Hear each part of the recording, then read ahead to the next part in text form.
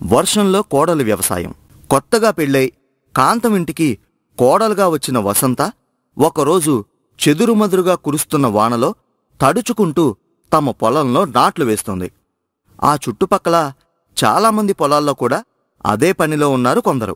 అప్పుడు వసంత పొలం పక్కనున్న పొలంలో పార్వతమ్మ వసంతతో, ఏంటి వసంతమ్మా నీకీ కట్టం? సక్కగా పట్నంలో చదువుకున్నదానివి, సల్లగా నీడపట్టున కూకొని ఏ ఉద్యోగమో చేసుకోక నీకేలమ్మా ఇయన్నీ? భలేదానివి పిన్ని. నా పుట్టిల్లు డబ్బున్నది కావచ్చు, నేను పుట్టి పెరిగింది పట్నంలో కావచ్చు, కాని ఈ ఊరి కుర్రాడిని ప్రేమించి పెళ్లి చేసుకుని వచ్చాక ఈ ఊరి కోడల్ని, పైగా మా మామగారిది వ్యవసాయ కుటుంబం కదా, నేని వ్యవసాయం చేస్తే తప్పేంటి చెప్పు? అది కాదమ్మా, ఈ వానలో బురదలో తడితే నీ ఆరోగ్యం పాడు కాదా? నా ఆరోగ్యం లాంటిదే కదా పిన్ని మీది కూడా. మరి మీరు చేస్తున్నారు కదా, నేను అలాగే. అయినా నేను పుట్టుకతో రైతుని కాదేమో కాని ఇకపై రైతు కోడల్నే పిన్ని అంటూ పార్వతి ఎంత చెబుతున్నా వినకుండా ఆ చిరుజల్లుల్లో తడుచుకుంటూ పొలంలో నాట్లు వేస్తుంది. అలా మధ్యాహ్నానికి వాన పెరిగే సమయానికి పొలంలో పని ముగించుకుని కోడలు వసంత ఇంటికి వెళ్ళింది. అప్పుడు అత్తగారు కాంతం ఒక టవల్తో కోడలికి ఎదురొచ్చి, ఏమ్మా కోడలా, ఇదిగో ఈ టవల్ తీసుకొని తల తుడుచుకో.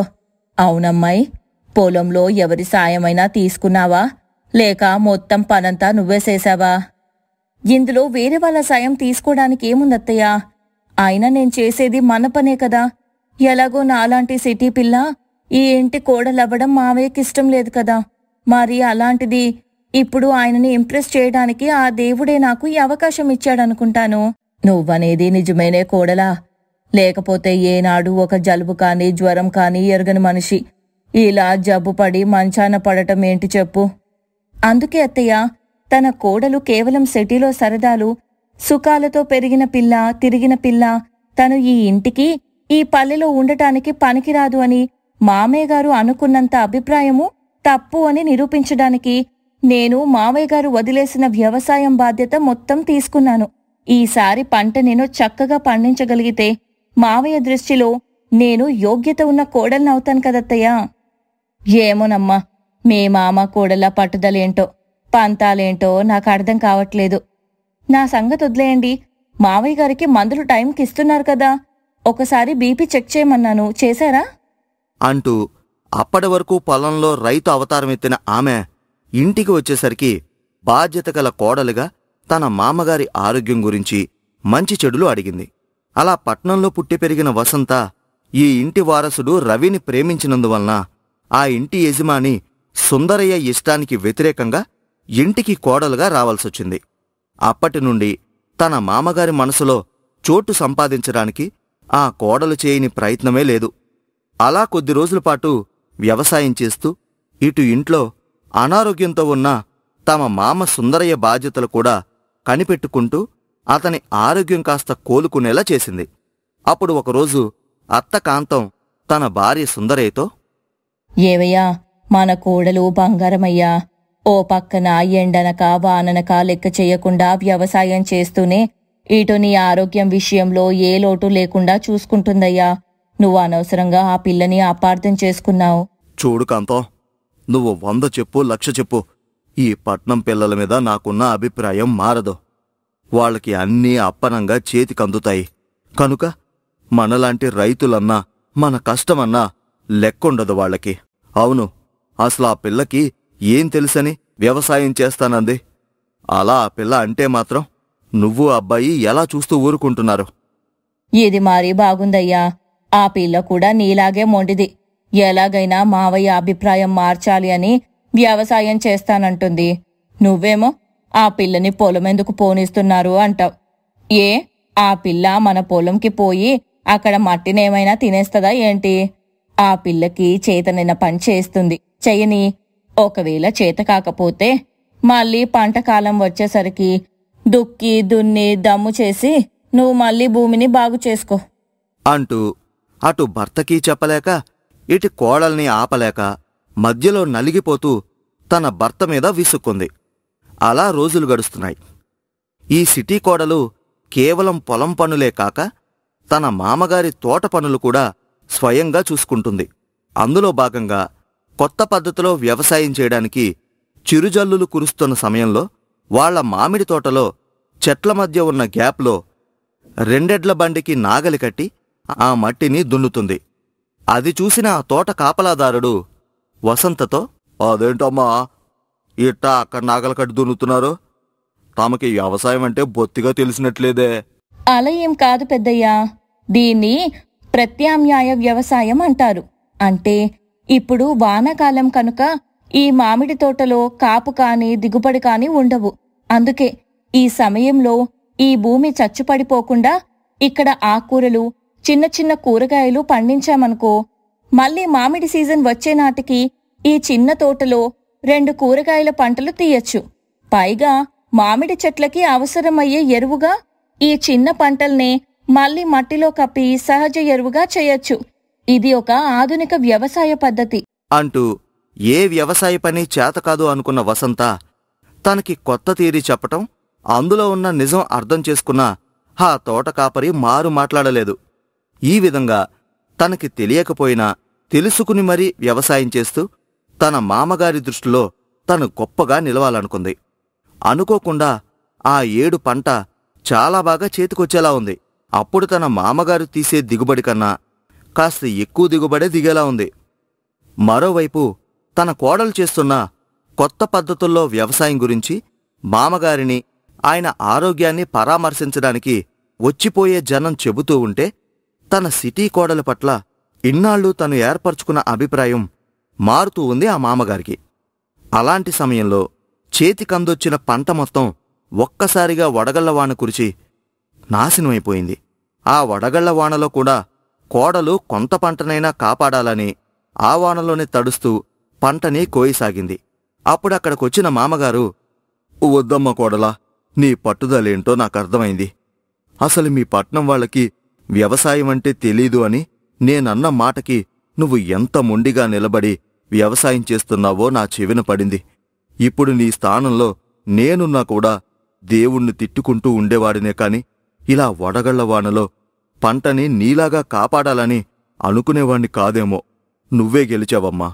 డబ్బులో పుట్టి పెరిగిన ఒక ఆడపిల్ల తన ఇంటిలో సొంత మనుషులా కలిసిపోవాలనుకుంటే ఎంత త్యాగం చేస్తుందో, ఎంతకి తెగిస్తుందో నాకు నిన్ను చూశాకే అర్థమైందమ్మా. అయ్యో, మీరెందుకు ఇక్కడికొచ్చారు మావయ్య? పదండి, అలా చెట్టు కిందకు వెళ్దాం. అసలు మీరు ఈ వడగళ్ల వానలోకి ఎందుకు రావటం? రాక తప్పలేదమ్మా. ఇక్కడ నువ్వు ఇలా కష్టపడుతుంటే అక్కడ మీ అత్తయ్య మనసు కొట్టుకుంటుంది. తను చెప్పినా నువ్వు వినవని తెలిసి నాతో చెప్పుకుని బాధపడింది. అందుకే నేనే స్వయంగా వచ్చి నా అభిప్రాయం తప్పు అని చెబితే తప్ప నువ్వాగవనే నేనొచ్చానమ్మా. నువ్వే గెలిచావు కోడలా అంటూ ఏ నోటితో అయితే పట్నం పిల్లకి వ్యవసాయం తెలీదు అన్నాడో అదే నోటితో తన కోడలు తనకన్నా గొప్పగా వ్యవసాయం చేయగలిగింది అని కొనియాడాడు. ఇంకా ఆ తర్వాత నుండి ఆ కుటుంబంలో ఏ పురపుచ్చాలూ లేవు. అలా అష్టలక్ష్ములు కలగలిసిన కోడలు తమ ఇంటికి రావడం తమ అదృష్టం అనుకుని ఆ మామగారు తెగ మురిసిపోయాడు. ఆ విధంగా వర్షంలో ఒక సిటీ కోడలు చేసిన వ్యవసాయం వల్ల ఆ మామా కోడళ్ల మధ్య వచ్చిన దూరం చెరిగిపోయింది. చారుకేసనపల్లి అనే ఊళ్ళో రవి, పావని అనే అన్నా చెల్లెలున్నారు. పావని తన చిన్నతనంలోనే తన తల్లిదండ్రులు చనిపోవటంతో రవినే పావనికి అన్నీ తనే అయ్యాడు. ఎంతో బాధ్యతతో పెంచాడు. అలా ఏదో చిన్న ఉద్యోగం చేసుకుంటూనే ఇంటిని, చెల్లెలి బాధ్యతల్ని చూసుకుంటుందని 2 ఏళ్ల క్రితం కస్తూరి అనే అమ్మాయిని పెళ్లి చేసుకున్నాక రవికి చెల్లి పట్ల ఉన్న బాధ్యత పంచుకోవటానికి మరో మనిషి తోడైనట్టయింది. నిజంగానే కస్తూరి కష్టం తెలిసిన మధ్యతరగతి కుటుంబంలో నుంచి వచ్చిన పిల్ల. కాబట్టి తన భర్త బాధ్యతని పంచుకోవటంలో, మరదల్ని చక్కగా చూసుకోవటంలో ఆ వదినమ్మ చాలా బాగా చూసుకుంటుంది. కాని 6 నెలల క్రితం వాళ్ల జీవితాలు అనుకోని మలుపు తిరిగాయి. ఆ మలుపుతో అప్పటి వరకు అలా అలా ఉన్న సంసారం చిన్నాభిన్నమైపోయింది. అదేంటంటే ఉద్యోగంలో తను చెయ్యని నేరానికి రవి జైలు పాలయ్యాడు. ఆ తప్పు నిజంగా అతను చెయ్యలేదని అందరికీ తెలుసు. కాని అది నిరూపించుకునేంత డబ్బు వాళ్ల దగ్గర లేదు. దాంతో ఆ వదినా మరదళ్ళకి ఇక్కట్లు మొదలయ్యాయి. అందుకే వాళ్ళెవరూ లేని అనాథల్లా అయోమయంలో పడిపోయారు. మగదిక్కులేని వాళ్ళు తమ బ్రతుకుని సాగించటానికి అక్కడక్కడా దొరికిన పని చేసుకుంటూ ఉన్ననాడు తింటూ లేనినాడు పస్తులుంటూ తమ జీవనం కొనసాగిస్తున్నారు ఆ వదిన మరదళ్ళు. కాని వాళ్ళ అదృష్టమేంటంటే అన్ని కష్టాల్లో ఉన్న ఆ వదినా మరదళ్ళు కిరాయికుండే ఇంటి పక్కింట్లో ఒక బామ్మగారు ఒంటరిగా ఉంటుంది. అప్పుడప్పుడు వీళ్ళకి కాస్త ఆసరాగా కూడా ఉంటుంది ఆ బామ్మ. ఆమెని తన పిల్లలందరూ వదిలేశారు. అయినా కాని పిల్లల్ని తలుచుకుంటూ కూర్చోకుండా, పిల్లల్ని తిట్టుకుంటూ వాళ్ళకి శాపనార్థాలు పెట్టుకుంటూ కూర్చోకుండా తన బ్రతుకు నడవడానికి కావాల్సిన డబ్బుని తానే సంపాదించటానికి రకరకాల పచ్చళ్ళవి పెట్టి పెద్ద పెద్ద షాపులకి హోటళ్ళకి అమ్మే వ్యాపారం చేస్తుంది ఆవిడ. ఒకరోజు ఆ పచ్చళ్ళ బామ్మ దగ్గరికి ఒక కస్టమర్ వచ్చి పెద్ద మొత్తంలో ఒక ఆర్డర్ ఇచ్చి ఇలా అంటున్నాడు. ఏదైనా బామ్మగారు, మీరు పట్టే పచ్చళ్ళన్నింటిలోనూ చికెన్ పచ్చడి హైలైట్ అండి. అందుకే మీ పేరుని నా ఫోన్లో చికెన్ పచ్చడి బామ్మగారని సేవ్ చేసుకున్నానంటే నమ్మండి. మీరు త్వరగా నేను చెప్పిన ఆర్డర్ మొత్తం చికెన్ పచ్చడి ఇచ్చేయండి. అవతల చాలామంది మీ చేతి చికెన్ పచ్చడి కోసం వెయిటింగ్ అండి. సరే నాయనా, అలాగే ఇస్తాను. కానీ ఒక చిన్న సలహా కూడా ఇస్తాను. నీ వల్ల అయితే పాటించు. అయ్యో పెద్దవారు, మీరు చెప్తే నేనెందుకు వినని చెప్పండి. ఇంతకీ ఏం విషయం బామ్మగారు? నేనిచ్చే డబ్బులేమైనా తక్కువగా అనిపిస్తుందా మీకు? చాచా, డబ్బు విషయం కాదు బాబు. చికెన్ పచ్చడి అంతలా తినేస్తే బాగా వేడి చేస్తది కనుక హోటలో రెస్టారెంటో అది ఏమంటారో నాకు తెలియదు, కానీ దానిలో ఈ చికెన్ పచ్చడితో పాటు చక్కగా కీరదోస ముక్కలు కూడా జనానికి అందుబాటులో ఉంచినాయనా. దానికేమీ పెద్ద ఖర్చు అవ్వదు. కావాలంటే నాకిచ్చే డబ్బులో ఆ ఖర్చుని తగ్గోసుకొని ఇద్దుగాని. కానీ అయి తినడం వల్ల చికెన్ పచ్చడి వల్ల వచ్చే వేడి కాస్తైనా తగ్గుతుంది. స్వతంత్రంగా తీసుకొని నీ వ్యాపారంలో ఏలు పెట్టాననుకోబాకు. ఏదో చెప్పాలనిపించి చెప్పాను. తర్వాత నీ ఇష్టం నాయనా. మీరు పెద్దవారు బామ్మగారు, మీరేం చెప్పినా అందులో మీ అనుభవం ఉంటుంది. ఇందులో అనుకునేదేమని చెప్పండి. మంచి విషయమే చెప్పారు కదా. సరే, ఇక నుండి అలానే చేస్తానులేండి అని చెప్పి కావాల్సిన చికెన్ పచ్చళ్ళకి కాస్త బయానా ఇచ్చేసి వెళ్ళిపోయాడు. ఈ విధంగా బామ్మగారు ఎంతో నమ్మకంతో మంచితనంతో చేస్తున్న పచ్చళ్ళ వ్యాపారం కారణంగా ఆమెకు మంచి గిరాకీలొస్తుండేవి. ఇదిలా ఉంటే ఒకరోజు ఏవో కూలి పనులు చేసుకొని కష్టపడి ఇంటికొస్తున్న వదినా మరదళ్ళు కస్తూరి పావనీలను బామ్మ చూసి వాళ్ళిద్దరినీ పిలిచి ఇలా అంటుంది. ఏమర్రా పిల్లలు, ఏంటలా మోకాలు ఎలాడదీసుకొనున్నారు? చాలా రోజులుగా మిమ్మల్ని పలకరిద్దామనుకుంటున్నాను, కానీ కుదరడం లేదర్రా. అంతేనా? చాలా కాలంగా మీ ఇద్దరిని చూస్తున్నాను. చూడ్డానికి మంచి పిల్లలాగానే కనిపిస్తున్నారు. పాపం కోడని కష్టం వచ్చి మీరు తిప్పల పడుతున్నారని అర్థమైంది. అలాగని బ్రతుకు తెరువు కోసం ఎక్కడంటే ఎక్కడ పనిచేస్తే రక్షణ ఉండదు కదర్రా. అసలే ఆడాళ్ళకి రోజులు బాలేవు కదా. అందుకే నాతో పాటుండి పచ్చళ్ళు పట్టడం నేర్చుకోకూడదు. నాకు కొంత సహాయం చేసినట్టుంటుంది. చేతిలో ఒక పని వచ్చినట్టు ఉంటుంది మీకు కూడా. ఊరకనే వద్దులే, నెలకెంతని మీకు డబ్బులు ఇస్తాను అని చెప్పిన మాటకి వదిన కస్తూరికి చాలా ఆనందం అనిపించింది. అందుకే ఆ క్షణంలోనే ఇక ఏమీ ఆలోచించకుండా ఇలా బదిలిస్తుంది. మీరు మా కష్టాన్ని ఇంతలా గమనిస్తున్నారని అనుకోలేదు బామ్మగారు. మేమింత తిప్పులు పడేది మాకు కావాల్సింది నెల గడిచే డబ్బుల కోసమే కదా. పైగా మీ దగ్గర చేస్తే మీకు సహాయపడినట్టు ఉంటుంది, మాకు నెల గడుస్తుంది. అలాగే చేస్తాం బామ్మగారు. అవును బామ్మ, ప్రస్తుతానికి ముందు వెనక ఎవరూ లేని వాళ్ళమయ్యా మేము. ఇలా మీలా మా మీద ప్రేమ చూపించి ఒక మాట చెప్పిన వారు కూడా ఇన్నాళ్ళు మాకు కనిపించలేదు అని అన్నారు. ఇక ఆ రోజు నుండి బామ్మతో కలిసి పచ్చళ్ళ వ్యాపారంలో భాగస్వాములైపోయారు ఆ వదిన మరదళ్ళు. అలా వీళ్ళిద్దరి సహకారంతో ఆ బామ్మగారి వ్యాపారం కూడా జోరందుకుంది. కాని కొంతకాలం గడిచిన తర్వాత హఠాత్తుగా బామ్మగారు చనిపోవటంతో మళ్లీ వదినా మరదళ్ళ బ్రతుకు ప్రశ్నార్థకం అయిపోయింది. అప్పుడు వాళ్ళు ఇలా అనుకుంటున్నారు. వదినా, బామ్మగారు చనిపోయి నెల దాటింది. మనం మళ్ళీ పేదరికంలో కష్టాల్లో పడి నెల దాటిపోయింది. ఇప్పుడు మనం ఏం చేద్దాం? నాకు అదే అర్థం కావట్లేదు పావని అని వదినా మరదళ్ళిద్దరూ దిగులుగా బామ్మగారింటి వాకిట్లో కూర్చుని ఉండగా బ్యాంకు నుండి ఒక వ్యక్తొచ్చి ఆ వదినా మరదళ్లతో ఇలా అంటున్నాడు. అమ్మా, ఇక్కడ వదినా మరదళ్ళు కస్తూరి పావని అంటే ఎక్కడుంటారు అని అడగటంతో ఆశ్చర్యంగా, వాళ్ళ మేమేనండి. ఇంతకీ మీరెవరండి? ఏదైనా సమస్య? లేదమ్మా, ఏ సమస్య లేదు. నేను బ్యాంకు నుండి వచ్చానమ్మా. ఈ ఇంట్లో ఉండే బామ్మగారు చనిపోయారు కదా, ఆవిడ పోయే ముందు అంటే కొన్నాళ్ల క్రితం తను సంపాదించిన సొమ్ములో కొంత భాగాన్ని మీ పేర, మరికొంత భాగాన్ని అనాథల పేర రాశారమ్మా. అందుకే మీ చెక్కు మీకిచ్చి వెళ్లాలని వచ్చాను. ఏంటి, బామ్మగారు మా పేర కొంత డబ్బు బ్యాంకులో ఉంచారా?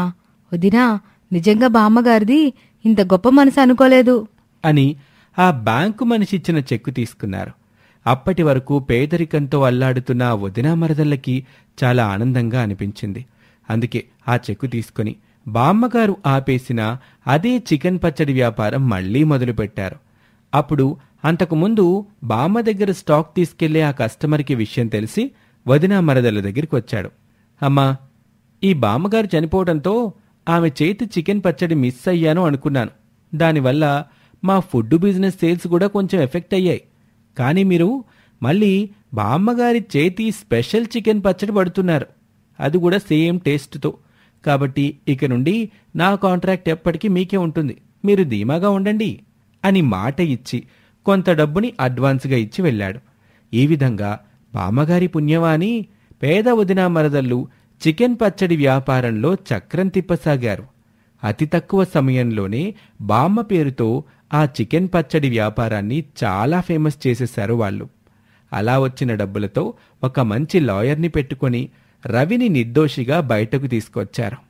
ఇది వాల్టి కథ, పేద వదినా మరదళ్ళ చికెన్ పచ్చడి వ్యాపారం. మరొక ఆసక్తికర కథలో మళ్ళీ కలుద్దాం. ఇప్పటివరకు మీరు మా ఛానల్ని సబ్స్క్రైబ్ చేసుకోకపోతే వెంటనే సబ్స్క్రైబ్ చేసుకోండి. అలాగే మా స్టోరీస్ని మీ ఫ్రెండ్స్తో షేర్ చేయటం మర్చిపోకండి.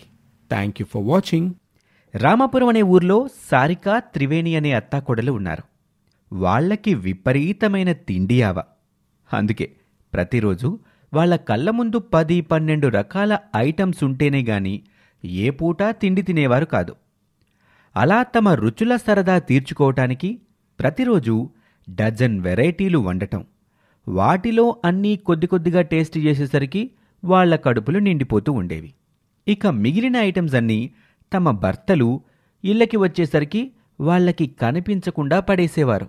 ఎందుకంటే ఈ విధంగా కేవలం తిండి కోసం అంతంత డబ్బుని దుబారా చేయటం, వృధా చేయటం ఆ ఇంటి పెద్ద దామోదరానికి గాని అతనికి ఉన్న ఒక్కగానొక్క కొడుకు వినోద్కి గాని అసలు నచ్చేది కాదు. అందుకు కారణమేంటో దామోదరం తన భార్యా కోడలితో ప్రతిరోజు పీకే క్లాస్ వింటే మీకు కూడా అర్థమవుతుంది. డైనింగ్ టేబుల్ దగ్గర టిఫిన్ వడ్డిస్తున్న భార్యా కోడలితో దామోదరం ఇలా అంటూ ఉంటాడు. సారిక, మీకు ప్రతిరోజు చెప్పాల చెప్పు, ఎందుకు 4 రకాల టిఫిన్లు చేసుకోవటం? ఏ ఒక్క రకం వండుకొని తింటే కడుపు నిండనంటుందా? డబ్బులున్నాయి గదా అని మనమే 4 రకాలు 40 రకాలు వండుకొని తిన్నాం కాదే. కనీసం పూట తిండి కూడా దొరకనోళ్ళు చాలామంది ఉన్నారు. అలాంటాళ్ళకి ఒక్క పూటైనా కడుపు నింపాలి. అయినా ప్రతిరోజు ఇదే విషయం చెప్పాలా మీకు? రేపట్నుంచి ఒక్క వెరైటీనే చెయ్యండి, అందరం అదే తిందాం అని కోపంగా అంటాడు. ఇదే విషయాన్ని దామోదరం నెలలో కనీసం 20 సార్లైనా చెప్తాడు. కాని ఆ అత్తాకోడల తీరులో ఏ మార్పు ఉండదు. ఒకరోజు కోడలు త్రివేణి అత్త సారికతో ఇలా అంటుంది. అత్తయ్య, ఎందుకని మావయ్య గదిలేని వాళ్ళకిలాగా ఒక్కటే వెరైటీ చేయండి అని మనకి అస్తమాను క్లాస్ పీకుతూ ఉంటారు? ఉన్నాళ్లమే కదా, 10 రకాలు వండుకొని తింటే తప్పే ఉంది అని కోడలన్న మాటకి అత్తగారి ఇలా వదిలిస్తుంది. అదేం చెప్పమంటావే కోడల, మీ మాంగారాళ్ళు మా పెళ్ళయ్యే వరకు కూడా చాలా పేదరికంలోనే ఉన్నారు. ఒక్క పూట గంజి తాగి బతికినోళ్ళాళ్ళు. అందుకే వాళ్ళకి వెరైటీలు అవి నచ్చవలే. ఏదో బ్రతకడానికి తింటున్నాం అనుకుంటారు. కానీ మనిషి ఉన్నదెందుకు? రుచికరంగా తినడానికే అని ఆ రుచులు కోరికలు తీర్చుకుంటే వచ్చే ఆనందం ఆయనకి తెలీదులే. ఇక ఆ బాబుకు పుట్టిన కొడుకు కనుక ఈ వినోద్కు కూడా అంతే అయ్యే బుద్ధులొచ్చాయి. అనవసరంగా తిండికి ఎగాదిగా తగలేయకండి, అది ఇంకొకరు కడుపు నింపుద్ది అని మొదలెడతాడు. ఏంటో ఈ అయ్యా కొడుకులతో మనకి చచ్చే జాబు వచ్చిందిగా. అని తమ భర్తలు చెబుతున్న దాంట్లో ఉన్న నిజాన్ని గ్రహించకుండా భేషజాలకి పోయి తాము తినే 4 చెంచాల తిండికి 4 మనుషులకి సరిపడా వండి ఇంట్లో మగాళ్ళకి ఆ విషయం తెలియకుండా ఉండాలని మిగిలినవి ఎవరికైనా ఇవ్వను కూడా ఇవ్వకుండా కుప్పతొట్టులో పారేస్తూ ఉంటారు ఈ అత్తాకోడలిద్దరు. ఇలాగే రోజులు గడుస్తూ ఉంటాయి. ఒకరోజు తండ్రి కొడుకులిద్దరూ ఒక చోట కూర్చుని మాట్లాడుకుంటూ ఉంటారు. నాన్నా, అమ్మకి తోడు మీ కోడలు కూడా చాలా దుబారాగా తయారైంది నాన్నా. ఇంట్లో ఉండేది మనం 4. అందులోనూ మనమిద్దరం ఉదయం టిఫిను, రాత్రి భోజనం తప్ప ఇంకేమీ చెయ్యం. కానీ ప్రతి నెల మన ఇంటి సరుకులకి 50,000 రూపాయల పైన ఇస్తున్నాను నాన్నా.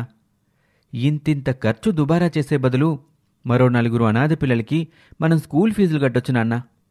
ఎంత చెప్పినా ఈ అత్తాకోడళ్ల తిండి రుచులు చావటం లేదుగా అంటూ తన బాధని తండ్రితో చెప్పుకుంటాడు వినోద్. అప్పుడు తండ్రి దామోదరం కూడా ఇలా బదిలిస్తాడు. నేను కూడా అన్నీ గమనిస్తున్నాన్రా. ఈ అత్తాకోడలకి కడుపు చిన్నదిగాని కళ్ళు మాత్రం పెద్దవి. అందుకే కంటి నిండుగా అన్నీ ఐటమ్స్ కావాలి. చివరికి తినేది మాత్రం కొద్దిగానే. పైగా మీ అమ్మకి కొంచెం కొంచెం వండడం రాదు గనక అలా 4 మనుషులకి వండినట్టు వండి కనీసం 2 కలిసి ఒక్క మనిషి తినే అంత కూడా తినరు. మిగిలిందంతా బారేస్తూ ఉంటారు. అది ఆపాలనే నేనెప్పుడూ వాళ్ళ చెవులు తుప్పొదిలేలా చెప్తున్నాను. అయినా మారుతుంటేనా ఏం చెయ్యాలో నాకు అర్థం కావటం లేదు అని బాధపడేసరికి వినోద్ బాగా ఆలోచిస్తాడు. తన తండ్రి చెవిలో ఒక సలహా చెప్తాడు. అప్పుడు తండ్రి కొడుకుతో ఇలా అంటాడు. చాలా మంచి ఆలోచనరా వినోద్. ఇలా చేస్తే వాళ్ళలో ఎంతో కొంత మార్పు వస్తుంది అని చెప్పి తండ్రి కొడుకులిద్దరూ కలిసి ఇంటికి బయలుదేరి వెళ్తారు. ఆ రాత్రికి పడుకొని ఉదయాన్నే మగాళ్ళిద్దరూ ఇంట్లో ఉన్న ఆడాళ్లతో ఇలా అంటారు. సారికా, ఇవాళ నీతోటి కోడలతోటి కొద్దిగా మాట్లాడాలి అని అనగానే కోడలు ఏమాత్రం మర్యాద లేకుండా మధ్యలోనే దూరుతూ ఇలా అంటుంది. ఏం మాట్లాడతారులే మావయ్య, రోజు ఒకటేగా చెప్తారు. తిండిని వేస్ట్ చేయకండి, లిమిట్గా వండుకోండి. ఎంత కావాలో అంతే వండుకోండి. మనం వృధా చేసేదాంతో చాలామంది కడుపులు నిండుతాయి. ఇంతే కదా మీరు మాట్లాడేది అని త్రివేణి అనేసరికి వినోద్కి కోపం వచ్చి భార్యని వారిస్తూ ఇలా అంటాడు. కాస్త నువ్వు వాగుతావా త్రివేణి? నాన్నేదో చెప్తున్నారు కదా, అంత తొందరేంటి నీకు అని భర్త అనేసరికి త్రివేణి నోరు మూసేస్తుంది. ఇక అప్పుడు దామోదరం ఆ అత్తాకోడళ్లతో ఇలా అంటాడు. చూడండి, మిమ్మల్ని పద్ధతి మార్చుకోండి అని ఎన్నాళ్ల నుంచి చెప్పినా మీరు మారరని మాకు అర్థమైంది. అందుకే మీ ఇద్దరికీ ఒక ఛాలెంజ్ పెట్టాలనుకుంటున్నాను. అందులో గనక మీరు గెలిస్తే ఇప్పుడు మీరు తింటున్నట్టు చాటుమాటుగా కాకుండా మీకు నచ్చినన్ని ఐటమ్సు నచ్చినట్టు చేసుకోండి, పారేసుకోండి. నేనేమీ ఆపను. అబ్బాయి కూడా ఒక్క మాట మాట్లాడ్డు అని చెప్పేసరికి అత్తాకోడళ్ల ముఖాలు వెలిగిపోతాయి.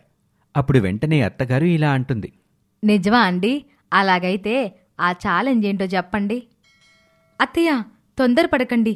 అదేదో కష్టమైన ఛాలెంజ్ అయిందనుకోండి, ఎందుకు తొందరపడతారు అని అనేసరికి మామగారు ఇలా చెప్తారు. నీకా సందేహం అక్కర్లేదమ్మాయ్. ఆ ఛాలెంజు మీ తిండిదే. మీకు 3 గంటలు టైం ఇస్తాను.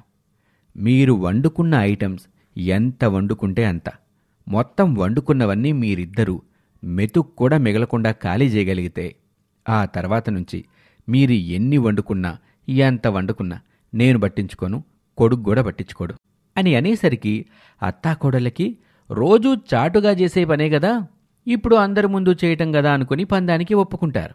అందుకే ఎందుకైనా మంచిదని ఒక కొండదొర దగ్గర బాగా ఆకలి బుట్టడానికి ఏవేవో నాటుపసలు తెచ్చుకొని తాగటంతో అత్తాకోడలికి వండుకున్నదంతా తినేంత ఆకలి బుడుతుంది. ఇక అప్పుడు కోడలు అత్తగారితో ఇలా అంటుంది. అత్తయ్య, ఈ ఫుడ్ ఛాలెంజ్లో మనం ఎలాగైనా గెలిచే తీరాలి. అందుకే కదే ఎక్కువ ఆకలి కోసం పసర కూడా తెచ్చుకొని తాగాం.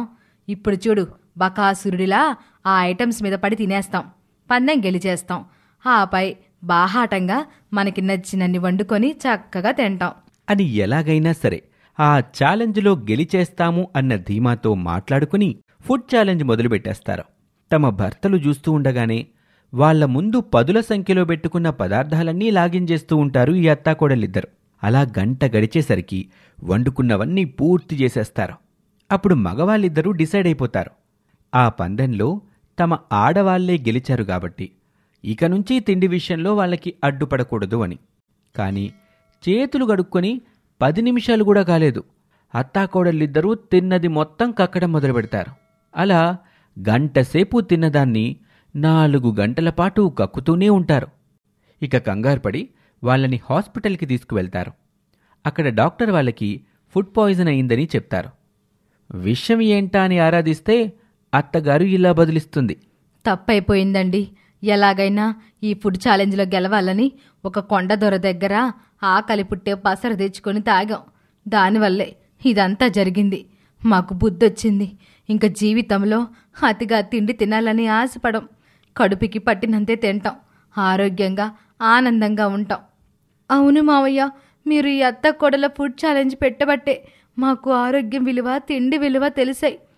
ఇలా అతిగా తిని కక్కడం మా వల్ల కాదు. ఇక నుండి తిండిని వృధా చేయి మావయ్య అని అత్తాకోడళ్ళిద్దరూ ఒకే మాట చెప్తారు. ఈ విధంగా అత్తాకోడళ్ళిద్దరూ ఆ ఫుడ్ ఛాలెంజ్లో ఓడిపోయినా ఒక జీవిత సత్యాన్ని తెలుసుకుంటారు. అప్పటినుంచి ఆహారాన్ని వృధా చేయకుండా సంతోషంగా జీవిస్తూ ఉంటారు.